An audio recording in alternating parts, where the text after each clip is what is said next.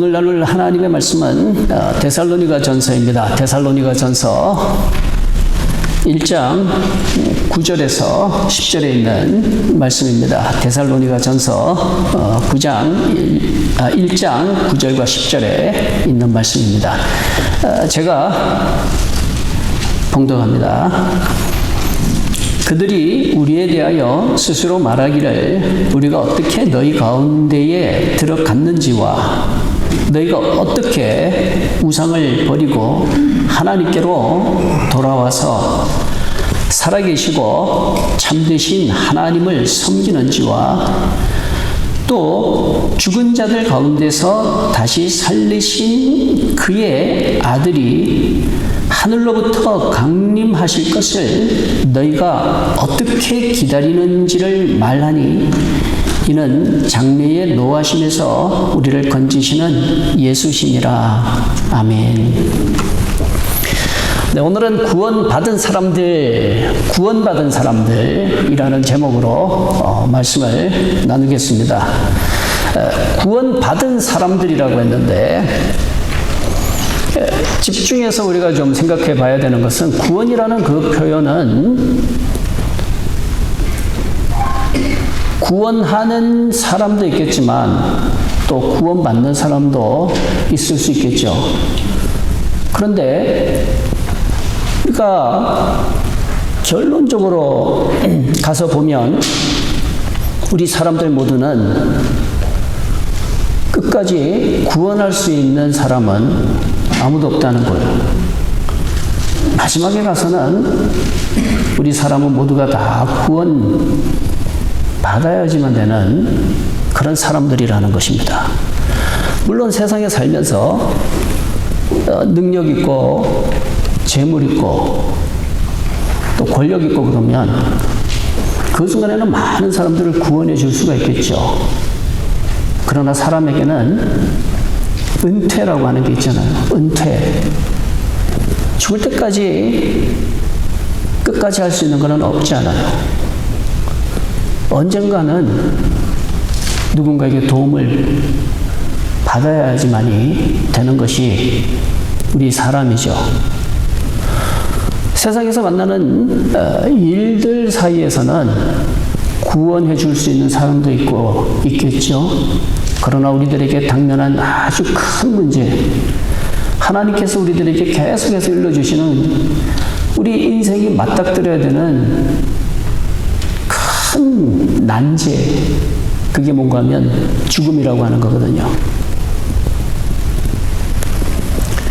사실 우리가 열심히 사는 것도, 열심히 일하는 것도 왜 그런가 하면 일 안 하면 뭐 먹고 사냐, 어떻게 살아가냐 하는 결국은 이 삶과 관련된 문제거든요. 그래서 이 죽음이라고 하는 것은 우리들에게 누구에게나 다 던져진 큰 문제거리죠. 그런 죽음 앞에서 우리 인생이 정말 양심이 다 해가지고 고백할 수밖에 없는 것은 뭔가 하면 나도 구원받아야 된다 하는 것입니다. 나도 구원받아야 된다. 이런 의미로 볼 때 이 구원받은 사람들이라는 그 제목의 말씀이 우리 성도분들에게 은혜가 되고 또 저에게도 은혜가 될 수 있는 그런 귀한 말씀 될 수 있게 되기를 주님의 이름으로 간절히 축원을 드립니다. 오늘 제목이 구원받은 사람들이라고 했는데 이유가 있어요. 데살로니가 전서의 말씀을 보면서 제목을 구원받은 사람들이라고 했는데 데살로니가라고 하는 그 지역을 우리가 말씀을 통해서 나누게 되면 이 구원받은 사람들에 대한 이해가 생기게 되고 또 나아가서는 구원받은 사람 중에 한 명이라는 것이 얼마나 큰 감사인가, 얼마나 우리들에게 있어서 담대함을 주는 것인가, 얼마나 고마운 일인가 하는 것을 깨닫게 될 겁니다. 데살로니가라고 하는 이름은 지역 이름이죠. 우리가 몇 주 전에 빌립보서의 말씀을 나누었었는데 빌립보와 더불어 같은 지역, 마게도냐 지역에 속해 있는 지역 이름이 데살로니가라고 하는 곳입니다. 그래서 지리적으로 보면 빌립보가 맨 북쪽에 있고 거기서 조금만 더 내려가면 그러면 데살로니가라고 하는 도시가 나오고 거기서 조금만 더 내려가면 베레아라고 하는 도시가 나오고 거기서 더 내려가면 우리가 요즘도 말하는 아테네라고 하는 바로 그 도시가 나오게 되죠. 그러니까 이 데살로니가는 사도 바울이 성령의 인도하심에 따라서 마게도냐로 가라. 그래서 마게도냐로 건너갔을 때 빌립보 교회 다음으로 세워진 교회가 데살로니가 교회입니다. 근데 희한한 일이 있어요. 데살로니가에서 사도 바울이 전도한 그 내용이 사도행전 17장에 나옵니다. 사도행전 17장만 보면 이런 느낌을 받게 돼요. 먼저 사도행전 17장에 있는 말씀 한번 보시도록 하죠. 1절부터 보면 그들이 암비볼리와 아볼로니아로 다녀가 데살로니가에 이르니 거기 유대인의 회당이 있는지라. 바울이 자기의 관례대로 그들에게로 들어가서 새 안식일에 성경을 가지고 강론하며, 새 안식일이라고 했습니다. 새 안식일이라고 하면 뭔가 하면 3 weeks라는 뜻이에요. 3 weeks. 3주 동안 데살로니가에 머물렀다는 거예요. 그리고 전도했다는 것입니다. 성경을 가지고 강론하며 뜻을 풀어서 그리스도가 해를 받고 죽은 자 가운데서 다시 살아나야 할 것을 증언하고 이르되 내가 너희에게 전하는 이 예수가 곧 그리스도라 하니. 그러니까 이 데살로니가에서 전한 복음의 핵심이 뭔가 하면 부활이에요. 부활. 예수 그리스도께서 부활하셨고 예수 그리스도와 함께 부활하신 예수 그리스도와 함께 그와 함께 있는 자들도 함께 부활하게 된다. 바로 이 메시지를 전한 거예요. 그래서 데살로니가 전서는 1장부터 5장까지 매 장마다 나오는 내용이 뭔가 부활에 관련된 내용이 한 장도 빠짐없이 데살로니가 전서에 나오고 있는 겁니다. 왜냐하면 겨우 3주 머물면서 전했던 그 복음의 핵심이 뭔가 하면 부활의 믿음, 부활의 소망, 바로 그거였거든요. 죽은 사람이 다시 살아난다라고 하는 그 내용을 3주 동안 전한다고 해서 과연 얼마나 전해질 수가 있겠어요? 부활에 대한 소망을 이야기해도 부활에 대해서 전혀 알지 못하는 사람들에게 부활을 이야기해봤자 3주 동안 했는데 무슨 효과가 있을 것이며 무슨 바람이 있을까요? 아니나 다를까 4절 이하의 말씀을 보면 그 중에 어떤 사람 곧 경건한 헬라인의 큰 무리와 적지 않은 귀부인도 권함을 받고 바울과 실라를 따르나. 끝이 조금 이상하죠? 따르나.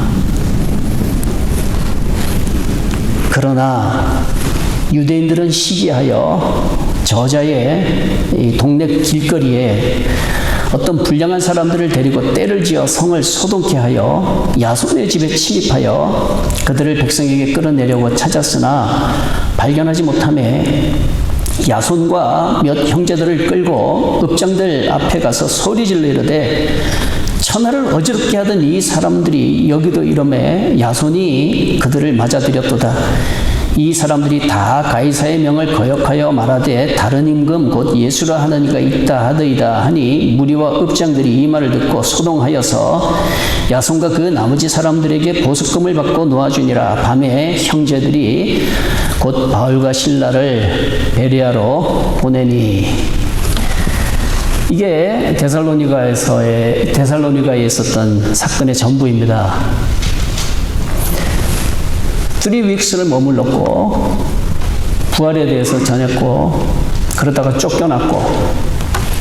그럼 뭘 기대할 수 있을까요? 사도 바울 자신도 그렇게 쫓겨나고 난 다음에 마음이 굉장히 불편했겠죠. 그래서 그렇게 쫓겨난 데살로니가 지역을 잊지 않고 생각하면서 내가 꼭 다시 한번 방문해 봐야 되겠다 하고 계획하지만 계속 무산이 됩니다. 사도 바울은 그거를 뭐라고 표현하는가 하면 사단이 방해함으로 라고 이렇게 표현하고 있습니다. 얼마나 사탄이 방해를 했는지 사도 바울 자신이 몇 번을 가려고 했지만 갈 수가 없었어요. 그래서 할 수 없어서 사도 바울이 대신 디모데라고 하는 젊은이를 데살로니가로 보내게 되죠. 그 내용이 데살로니가전서 2장 17절. 나중에 예배 끝나면 가서 보세요. 데살로니가전서 2장 후반절부터 해서 3장 초반절까지 보면 무슨 일이 있었던가 하는 것을 알게 될 겁니다. 나는 못 가니까 디모데야 네가 좀 갔다 와볼래? 그래서 디모데를 보내게 되죠.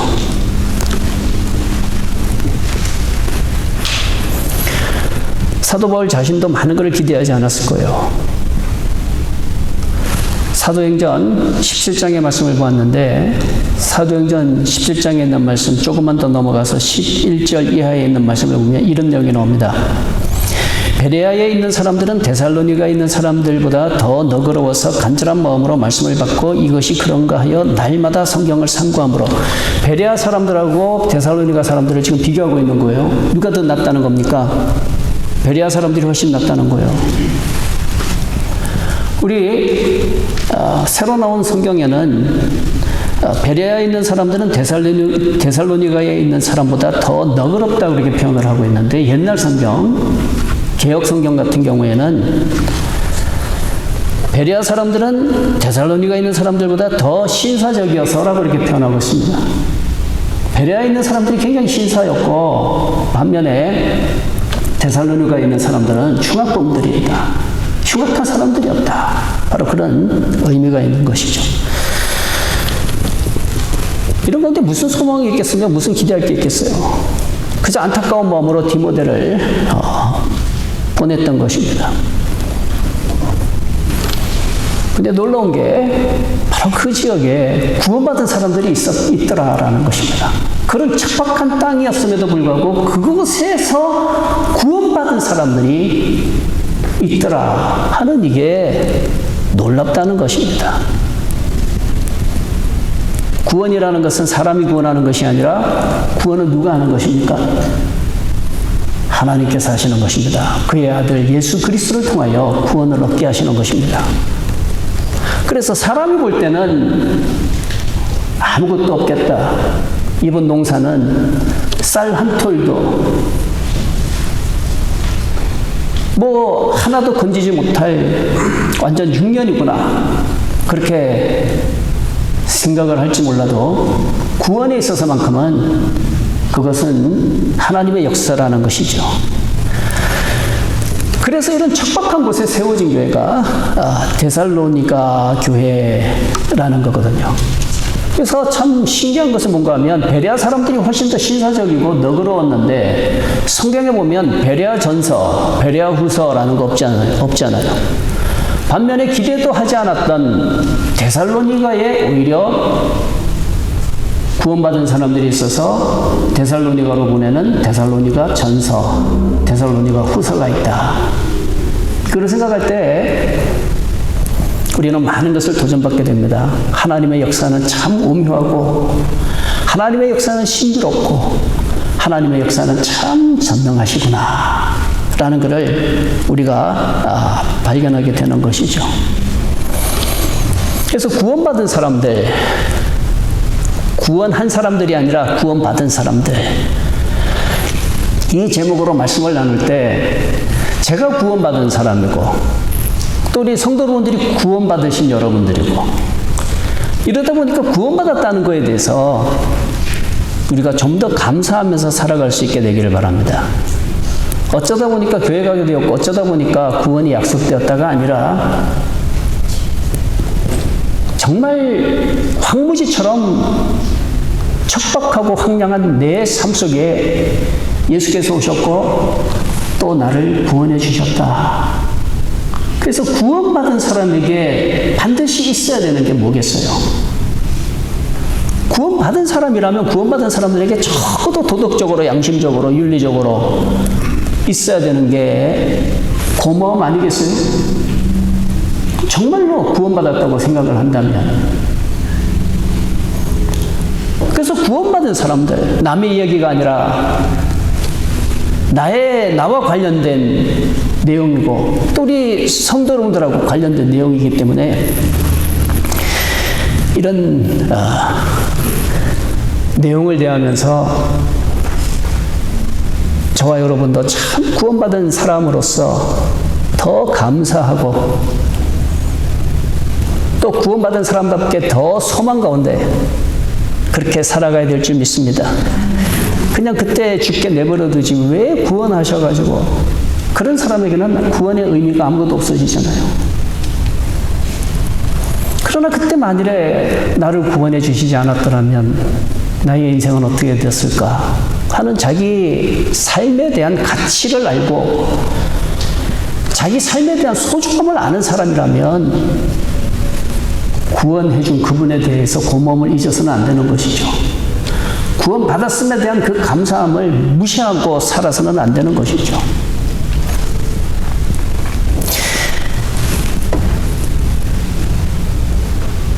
구원받은 사람들, 데살로니가전서의 말씀을 나누었는데 다시 말씀으로 돌아가겠습니다. 이 데살로니가에서 구원받은 사람들도 그 특징이 나오는데 그게 오늘 본문의 말씀이에요. 다른 사람들은 흉악하고 다른 사람들은 신사도 아니고 뭐 그렇다 할지라도 구원받은 사람들이 그 속에 몇이나 되는지는 알 수 없어도 있었는데 그 사람들에게는 구원받은 사람들로서 어떤 특징이 있더라는 것이죠. 오늘 본문의 말씀 다시 한번 보시면 9절 이하의 말씀을 보면 그들이 우리에 대하여 스스로 말하기를 우리가 어떻게 너희 가운데 들어갔는지와 너희가 어떻게 우상을 버리고 하나님께로 돌아와서 살아계시고 참되신 하나님을 섬기는지와 또 죽은 자들 가운데서 다시 살리신 그의 아들이 하늘로부터 강림하실 것을 너희가 어떻게 기다리는지 말하니 이는 장래에 노하심에서 우리를 건지시는 예수시니라. 자, 9절의 말씀 한번 천천히 한번 다시 한번 보세요. 그들이 우리에 대하여 스스로 말하기를. 그들이 누구일까요? 그들이 도대체 누군데 사도 바울과 그 일행에 대해서 이렇게 말을 하는 걸까요? 물론 거기에는 데살로니가에서 구원받은 사람들이 빠져서는 안 되는 거예요. 데살로니가에 있는 모든 사람들이 그런 것이 아니라 데살로니가에서 구원받은 사람들이 그런 얘기를 하는 것이고 또 두 번째로는 그 구원받은 사람들이 친구나 친지에게 찾아가서 해준 그 이야기를 들은 사람들이 사도 바울과 일행에 대해서 얘기하는 거예요. 그러니까 구원받은 사람들이 1차적이고 2차적으로는 구원받은 사람들이 해준 그 얘기를 들은 제3의 사람들, 그런 사람들이 다 사도 바울 일행에 대해서 어떤 이 얘기를 하더라라는 것이죠. 그 구원받은 사람들이 소문을 내기 시작을 한 거예요. 근데 그 소문은 헛된 소문이 아니라 진심으로 이야기해주는 진실된 뉴스였던 것입니다. 헛된 소문을 퍼뜨리는 사람들이 아니라 있었던 일을 그대로 전해주는 그런 사람들이었다라는 것이죠. 데살로니가에서 구원받은 사람들은 만나는 사람들마다 하는 이야기가 뭔가 하면 바울이라고 하는 사람과 어떤 사람이 정말 어렵게 우리들에게 찾아왔었어. 그 사람들이 찾아왔을 때 우리들은 그 글을 몰랐고 한 번도 대접한 적도 없는데 그 사람들은 최선을 다해서 우리들에게 무언가를 전해주고 갔지. 그러면서 사도 바울과 그 일행을 기억을 하는 거예요. 그리고 이 얘기하는 겁니다. 근데 말이야, 내가 그분들을 만나고 난 다음에 내 인생이 변했어. 나는 데살로니가에 살면서 정말로 인생의 허무함을 느끼던 사람이었거든. 왜 살아야 되는지 그냥 이유도 없이 그냥 맹목적으로 살아야 되기 때문에 살았던 사람인데 그분들 만나고 난 다음에 나의 삶이 변한 것 같아. 알고 보면 나는 정말로 소망 없이 살았던 사람인데 그분들 만나고 난 다음에 나에게 소망이 생긴 것 같아. 그리고 그분들 깊이는 알지 못하지만 적어도 내가 3주 동안에 만나본 바에 의하면 그분들은 굉장히 헌신적인 분들이었어. 누군가 돈을 탐해가지고 찾아온 사람도 아니었고, 이리저리 떠밀려서 그냥 도망 다니다 보니까 그냥 온 사람들도 아니었고, 그 사람들은 정말로 뭔가 대단한 사람임에 분명했었어. 그러면서 솔직한 그 느낌을 사람들에게 전하기 시작을 한 것이죠. 이건 뭔가 하면 복음의 말씀을 들었을 때 그 복음의 말씀이 그 사람에게 다가와서는 기쁨의 말씀으로 변한 거예요. 그의 삶을 변화시키는 능력의 말씀으로 변한 거예요. 복음을 듣고 난 다음에 기쁨의 소식으로 이 얘기를 막 퍼뜨리고 다니는 그런 사람들이었던 것이죠. 그 사람들이 누군가 하면 구원받은 사람들이라는 거예요. 반면에 구원받지 못한 사람들은 어떤 사람들이 있을까요? 얼마 전에 우리 동네에 누가 왔다 갔지? 기억해? 본 것도 같고 안 본 것도 모르겠는데 나하고는 별로 상관없어. 그런 사람도 있을 것이고, 또 어떤 사람은 이렇게 얘기할 거예요. 알고 봤더니 말이야, 그 사람들 순사기꾼이래. 왜 우리 동네 왔다가도 쫓겨나서 도망갔잖아. 알고 보니까 막 천하를 어지럽히는 사람들이고 아주 몹쓸 사람이라고 그러더라고. 우리 마을도 정말 홀딱 속아 넘어갈 뻔했어. 이런 식으로도 얘기할 수 있는 거 아니겠어요? 복음의 말씀을 들었을 때 그 복음의 말씀에 대해서 기쁨으로 화답하고 감사함으로 화답하고 이런 사람이 있는가 하면 비웃고 빈정거리고 엉뚱한 소문내는 그런 사람도 분명히 있을 거라는 것이죠. 바로 여기서 구원받은 사람들하고 구원받지 못한 사람들의 차이가 나타난다는 거예요. 그러면 우리들도 구원받은 사람들로서 그럼 어떤 특징을 우리는 나타내야 될 것인가? 어떤 사람으로 살아야 될 것인가? 하는 거를 오늘 말씀을 통해 가지고 좀 나누려고 그럽니다. 구원받은 사람들의 그 나타나는 특징이 뭔가 하면 받아들임의 아름다운 자세가 나타난다는 거예요. 받아들이는 데 있어서 아름다운 자세가 있다는 거예요. 오늘 본문 다시 한번 보시면 9절에 그들이 우리에 대하여 스스로 말하기를 우리가 어떻게 너희 가운데 들어갔는지와, 영어 성경으로 everyone is talking about, 모든 사람들이 다 얘기한다는 거예요. Everyone is talking about how you welcomed us. 사람들이 막 이야기하는데 우리가 그때 갔을 때 당신들이 어떻게 우리를 영접을 했는지 사람들이 그거를 이야기하더라라는 거예요. 어떤 사람은 문전박대할 수도 있었겠죠. 그러나 구원받은 사람들은 그렇지 않았다는 거예요. 웰컴했다는 거예요. 웰컴. 잘 오셨습니다. We cordially welcome you. 정말로 마음을 다해서 따뜻하게 당신을 환영합니다. 이런 받아들임이 그들에게 있었다라는 거예요.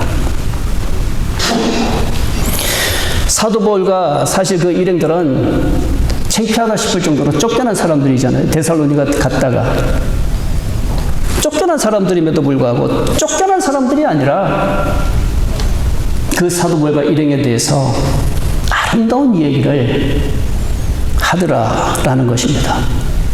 이건 오늘 우리들에게도 굉장히 중요한 거예요. 이제 서서히 성탄절이 다가오죠. 성탄절이 다가오는데 미국 교회에서 이렇게 보면 성탄절 되면 교회 앞에다 꾸미는 대표적인 것들이 있죠. 뭐든가요? 많이 보셨을 거예요. 미국 교회 앞에 꾸미고 있는 그 성탄절을 기념하는 장식품들 뭐가 있던가요?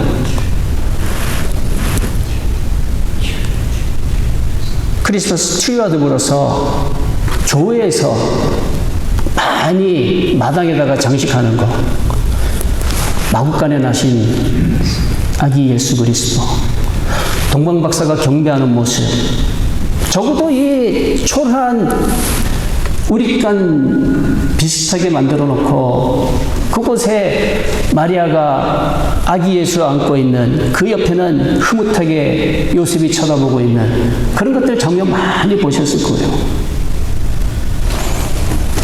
우리 성도분들은 그 장면 볼 때 화려한 모습을 연상하세요? 아니면 초라한 모습을 연상을 하세요? 물론 저와 여러분에게 있어서는 그 장식은 뭔가 가슴 울컥하게 만드는 낮고 낮은 이 땅에 오신 아기 예수님을 생각하게 만드는 것이겠지만 그 의미가 없는 사람들에게 있어서 왜 저딴 거 저기다가 저렇게 세워놨을까 싶지 않을까요? 뭐가 그렇게 볼만해서 마구간 우리 만들어 놓고 어린아이 거기에 눕혀 있는 그거를 장식해 놨을 때 받아들이는 마음이 없으면 어떤 마음이 있을까요?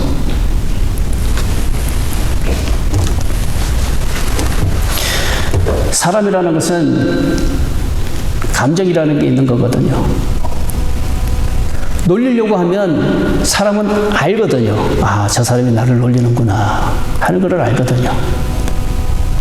저는 그거를 몰랐는데 우리 2세들이나 한 1.8세 되는 분하고 이렇게 얘기해보면 그분들이 제일 싫어하는 얘기가 이거래요. 미국 사람들이 와가지고 Where are you from? 물어보는 게 그렇게 기분 나쁘다 그러더라고요. Where are you from? 이렇게 물어보면 기분 나쁘다 그래요. 어떤 분은 또 이런 얘기 하더라고요. 그렇게 물어보는 사람이 있으면 자기도 똑같이 물어본대요. Where are you from? 또 그러면 이 얘기했던 사람이 막 멋져가면서 I'm sorry 이렇게 얘기한대요. 왜냐하면 서로 간에 주고받는 감정이 있다는 거예요. 물론 그거를 눈치채지 못하는 나 같은 사람이야. Where are you from? 그러면 I am from South Korea 뭐 이렇게 하지만 물론 또 내가 영어가 서툴고 그러다 보니까 그런 주고받는 그런 감정 차이가 없지만 여기서 산 사람들은 그 주고받는 감정이 느껴진다는 거예요. 저 사람이 왜 나한테 저렇게 물어보는 걸까? 내가 뭐 영어가 부족해가지고 저 사람보다 못하는 것도 아니고 저 사람보다 못 배운 것도 아닌데 왜 나에 대해서 알면서도 똑같이 Where are you from? 하고 물어보는 걸까? 그거야말로 정말 인격을 모독하는 거고 비웃으려고 그러는 거다. 그렇게 느낀다는 거예요. 바로 이런 게 있거든요. 아기 예수님의 오심에 대해서 모르는 사람들은 빈정거릴 수 있어요. 얼마나 못났으면 저런 마구간에 나셨을까? 얼마나 능력이 없으면 어떻게 아기를 낳는데 짐승 먹이는 구유에다가 아기를 누일 수가 있을까? 그런 얘기 할 수 있지만 그 모든 것들이 구원받은 사람들에게 있어서는 하나하나가 우리를 위한 하나님의 사랑이 그 속에 배어 있다는 거예요. 안아버릴 수도 있는데도 불구하고 오신 예수님 싫다 그러실 수도 있는데도 불구하고 싫다 소리 한마디 없이 순종함으로 낮은 구유에까지 오신 예수님 그 속에는 의미가 있는 거잖아요. 비웃으려고 하는 사람은 얼마든지 비웃을 수 있지만 그 의미를 아는 사람은 그게 자랑거리가 되는 거예요.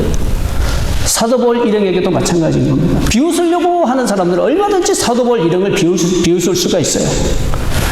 그러나 구원받은 사람들은 그렇지 않다는 거예요. 그들의 그 발걸음이 너무나 귀하고 그들의 그 방문이 너무나 고맙고 감사하고 그렇다는 거예요. 그래서 그거를 전한다는 거예요. 사람들이 하는 얘기가 뭔가 하면 우리가 갔을 때 그 사람들이 정말로 따뜻하게 영접해줬다 하는 그 소식은 누가 전한 소식일까요?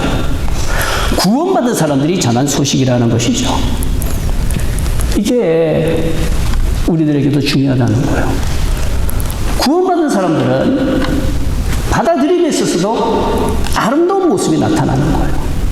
흉악한 모습이 나타나는 게 아니에요. 구원받은 사람들에게는 받아들임에 아름다운 모습이 나타난다. 정말로 내가 구원받았다면 우리들도 마찬가지예요. 받아들임에 있어서 아름다운 태도가 나와야 된다는 거예요.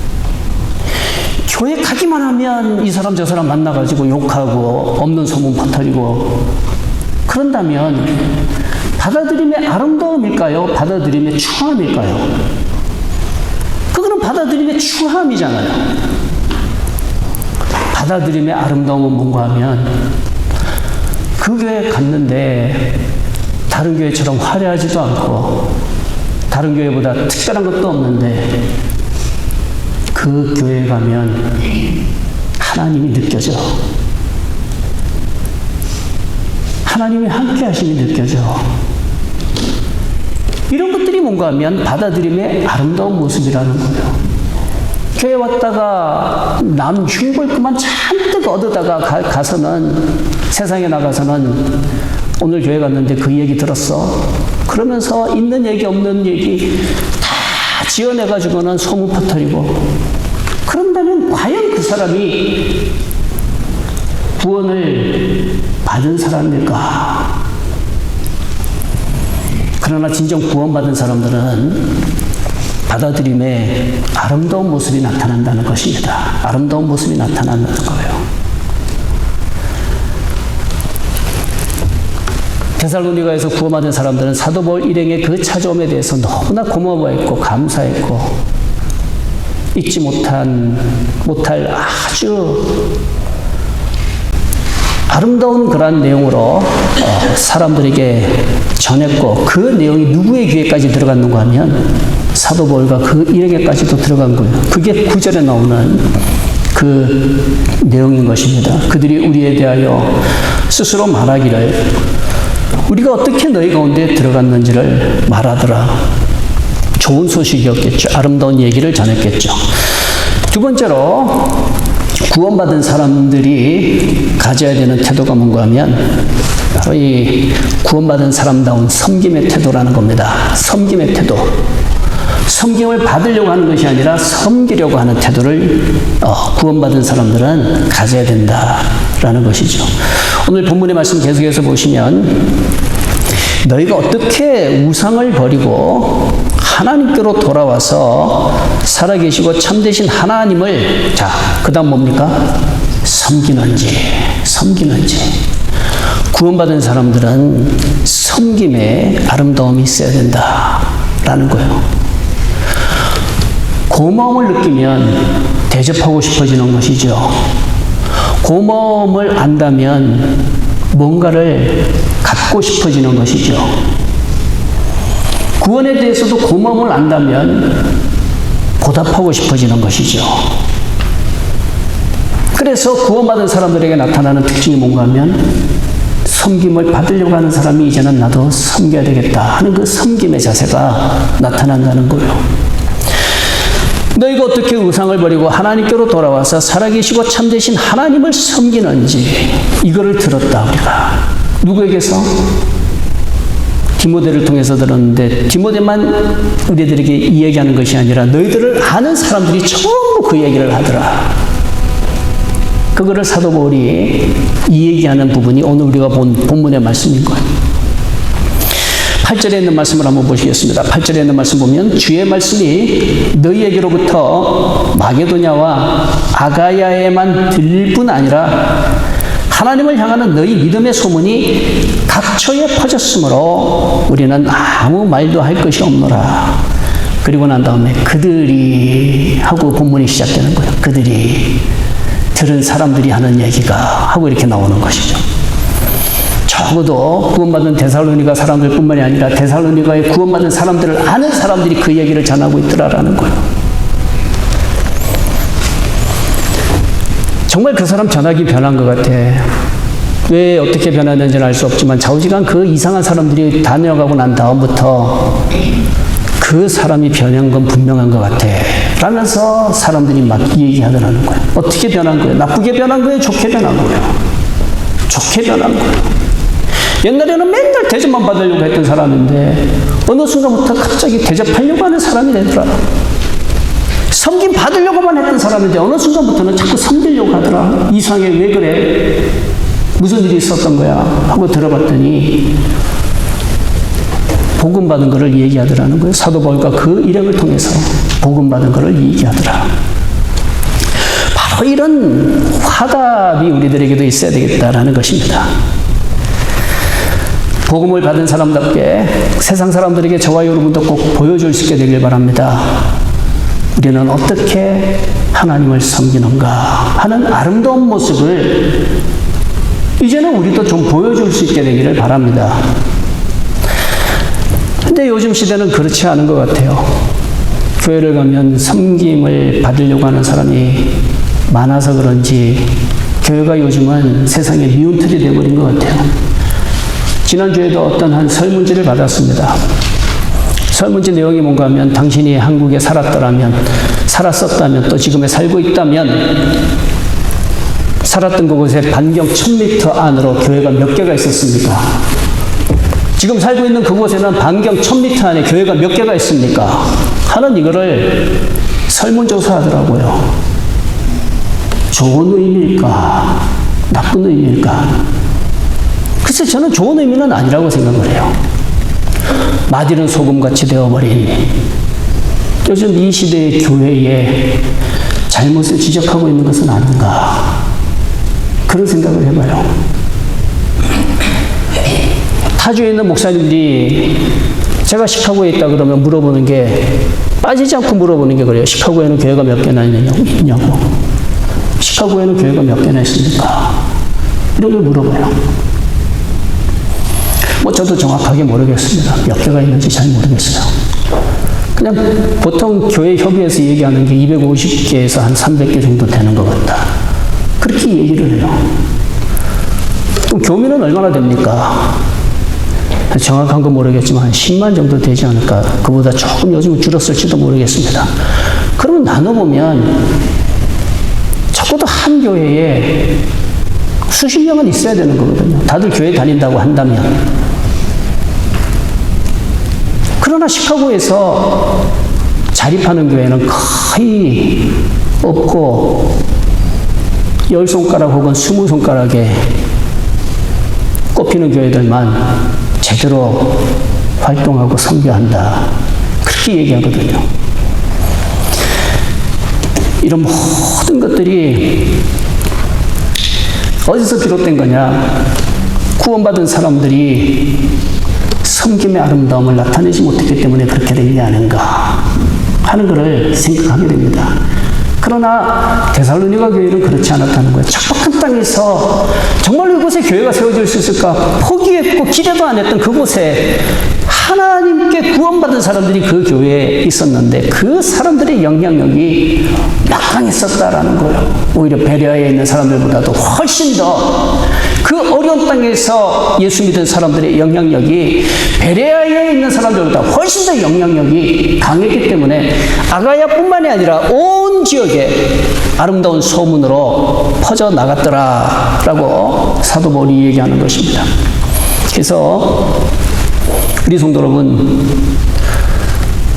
복음에 있어서 받아들임에 있어서 아름다운 받아들임자로서 아름다운 자세, 두 번째로는 아름다운 섬김의 자세, 바로 이거를 우리가 꼭 실천할 수 있게 되기를 바랍니다. 세 번째로 나타나는 특징이 뭔가 하면 부활에 대한 확실한 소망이 있더라. 부활에 대한 확실한 소망이 있더라 라는 거예요. 10절에 있는 말씀을 보시면 또 죽은 자들 가운데서 다시 살리신 그의 아들이 하늘로부터 강림하실 것을 너희가 어떻게 기다리는지를 말하니 라고 말합니다. 비록 3주밖에 교육받지 않은 사람들이지만 그 사람들의 마음속에는 부활에 대한 확신이 있었고 부활에 대한 소망이 있었고 부활에 대한 갈망이 있었다라는 것입니다. 그래서 이 부활에 대한 확실한 소망이 정말로 구원받은 사람이라면 이 소망은 우리가 꼭 가지고 살아야 되겠다라는 것입니다. 예수님께서 십자가 달리셔서 돌아가시기까지 우리를 구원하시고 우리에게 말씀하신 것이 뭔가 하면 세상에서 너희가 환난을 당하나 담대하라. 내가 세상을 이겼다. 마지막 날에는 내가 너희를 다시 살리리니 내가 가서 처소를 예비하면 다시 와서 나 있는 곳으로 너희를 영접하겠다. 바로 그게 예수님 하신 말씀이라면 예수님 때문에 구원받은 우리들로서는 그 소망을 가지고 살아야 되는 것은 당연한 거 아니겠어요? 그래서 이 부활에 대한 확실한 소망, 이게 구원받은 사람으로서 우리들에게 있어야 되겠다라는 거예요. 생각을 해보세요. 싸움이라고 하는 그 싸움은, 전쟁이라고 하는 그 전쟁은 다 이기는 사람, 백승의 사람, 장군, 백전불패의 용사라면 그 사람은 전쟁터에 가면 어떻겠어요? 101번째 승리를 소망하지 않겠어요? 정말로 능력 있는 사람이라면. 또 시험이라고 하는 그 시험은 모조리 다 합격한 사람이라면 시험이 찾아왔을 때 그 시험을 대하면서 조마조마하겠어요? 아니면은 도전감이 생기겠어요? 내가 그동안 시험 다 합격했는데 이번 시험도 내가 어떻게 멋지게 한번 합격하는지 보여줘야 되겠다 하는 그런 자신감 있지 않겠어요? 바로 그런 것이죠. 부활에 대한 소망이 있다면 적어도 저와 여러분이 겁내지 않아야 되는 게 하나 있는데 그게 뭔가 하면 죽음 문제죠. 그렇지 않습니까? 부활의 소망이 있는데 왜 죽음을 두려워하는 겁니까? 아직까지도 죽음이 두렵다면 부활에 대한 확신이 없거나 부활에 대한 소망이 없기 때문에 그런 거 아니겠어요? 정말로 저와 여러분이 구원받은 사람들로서 데살로니가에 있는 그 사람들처럼 어떻게 너희가 이 부활의 소망을 가지고 살아가는지 사도 바울이 이해하는 것처럼 저와 여러분에게 그 부활의 소망이 있다면 세상이 감당할 수 없는 사람이 될 줄 믿습니다. 세상에서 제일 무서운 사람이 어떤 사람이겠어요? 죽는 거 겁내지 않는 사람이 제일 대단한 사람 아니겠어요? 죽는 걸 두려워하지 않는데. 구원받은 사람들에게 주어지는 특징이 죽는 걸 두려워하지 않는다라는 거예요. 언제 주님이 나를 데려가시든지 간에 준비되어 있는 사람으로 살아갈 수 있다라는 것이죠. 바로 이게 구원받은 사람들에게 나타나는 특징이라는 것입니다. 우리 성도 여러분, 말씀을 맺겠습니다. 받아들임의 아름다운 마음을 준비하고 계십니까? 아니면 항상 가시돋친 마음으로 살고 계십니까? 구원받은 사람은 받아들임에도 아름다운 마음을 가지고 사는 겁니다. 받아들임의 아름다운 자세를 꼭 연습을 하세요. 또 정말로 구원받았다 하면 바람직한 섬김의 태도를 실천하십시오. 그리고 마지막으로 정말로 죄와 마귀와 사망의 권세에서 구원받았다 하는 사실을 믿고 확신한다면 부활의 확실한 소망 가운데 살아갈 수 있는 우리 모두가 다 될 수 있게 되기를 주님의 이름으로 축원을 드립니다. 기도하시겠습니다. 하나님, 오늘은 구원받은 사람들이라는 제목으로 말씀을 나눴습니다. 정말로 구원받은 사람답게 구원해 주신 예수님에 대한 아름다운 받아들임의 모습이 있게 하시고 구원받은 사람답게 아름다운 섬김의 모습이 있게 하시고 이제는 구원받은 사람답게 강한 생명의 확신, 부활을 소망하면서 살아갈 수 있게 도와주옵소서. 예수 그리스도의 이름으로 간절히 기도합니다. 아멘.